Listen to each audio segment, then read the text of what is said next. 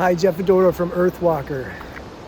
Poison oak is part of the warrior nation of plants. It definitely has an itch and suffering to it. If any of you have ever gotten a rash from poison oak, you know exactly what I'm talking about.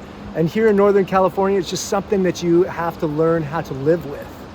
And ultimately, I believe it's a teacher of being alert and oriented.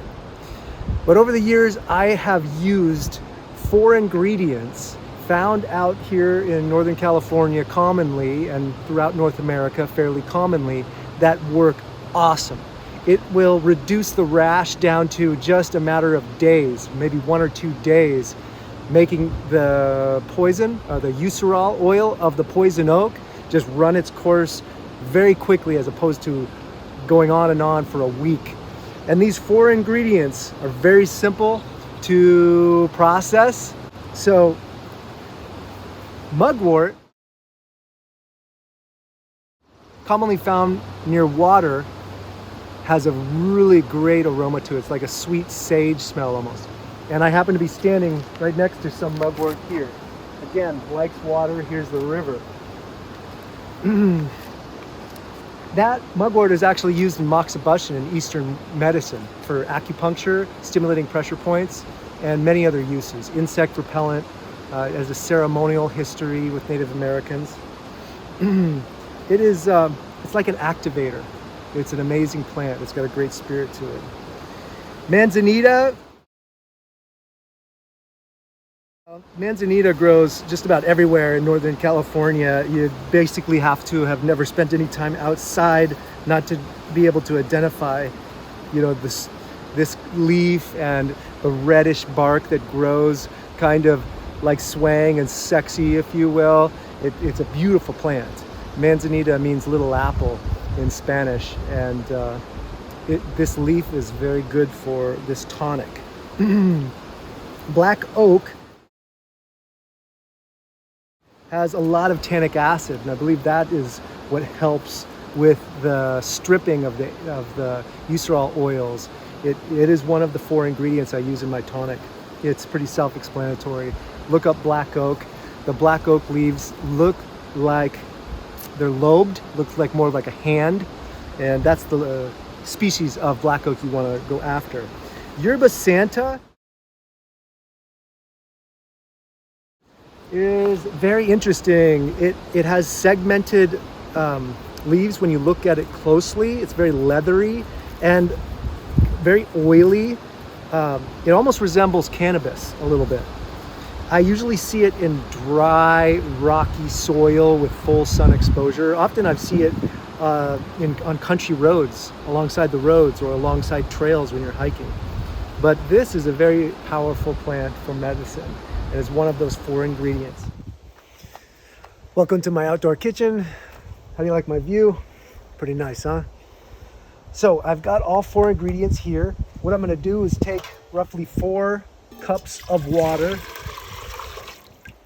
bring it to a boil, and I'm gonna prepare the manzanita leaves. I will tear them off the stem.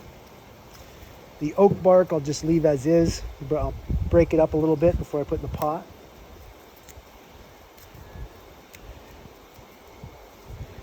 The mugwort here, I'll just put in as is.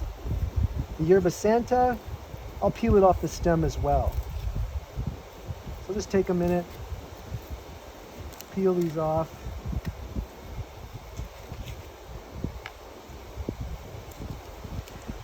Roughly, these are the proportions I'm using. It's not exact. I give thanks for the medicines in these plants to help me with rashes, especially the poison oak rash. If ever I'm dancing too close to the poison oak. Now that the water is heated up, it's not quite a boil, but just about there, I'm gonna put in my 4 ingredients.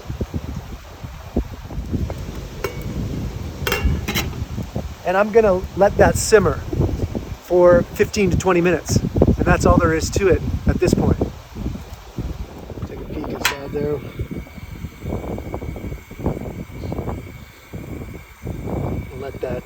simmer and boil for a while longer until it starts turning amber in color. All right, so this has been boiling for roughly 15-20 minutes and it looks good, it looks ready. Let me show you what it looks like. See that nice color, the nice amber tea color? That looks ready to me. That's exactly what you want. So turn this off and get it ready to go. So what I have here is a regular strainer, metal strainer. Just gonna run it through that.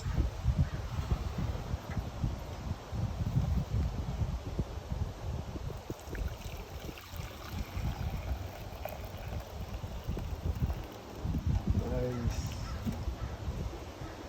Beautiful. Oh, a little caterpillar. Springtime.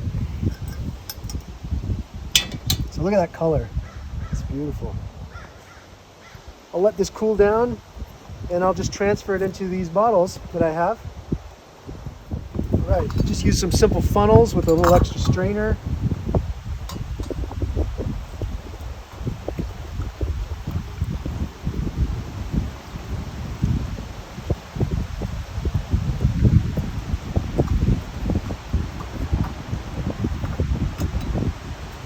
And I will keep this one in the fridge because it has no alcohol in it to make it a tincture.